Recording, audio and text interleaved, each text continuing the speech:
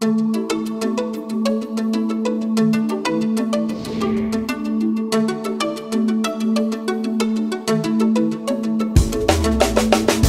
thing that surprised me, because I never thought about it until we talked, is what you do with all that clothing that gets shed at the starting line. And we're talking, how many runners go through the marathon? This year we had 43,600 people finish. 40, and is that the most of any major marathon? That's the most of any major marathon. So 43,000 people are warming up, and it's November, and it's colder than, it's cold enough that they've got an extra layer on that they often just throw off when the race starts.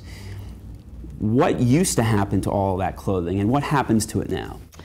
It used to go in the garbage, and now we work really hard to recycle it and put it to good use. Running is the ultimate green activity, right? So it's really important to us as an organization and in our events to do all we can to be as green as possible.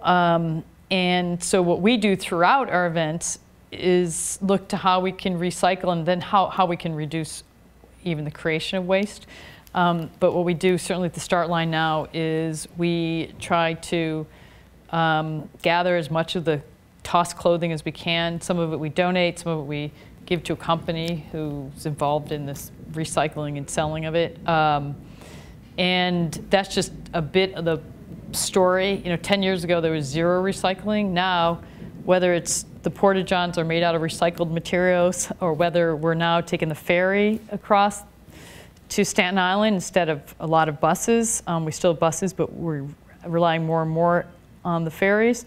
Or whether it's our recycling program for every cup on that course, where now we recycle some 60 tons of materials from race day. We're really serious about it, and it's expensive and time-consuming, but we're all about trying to reduce our carbon imprint as much as possible.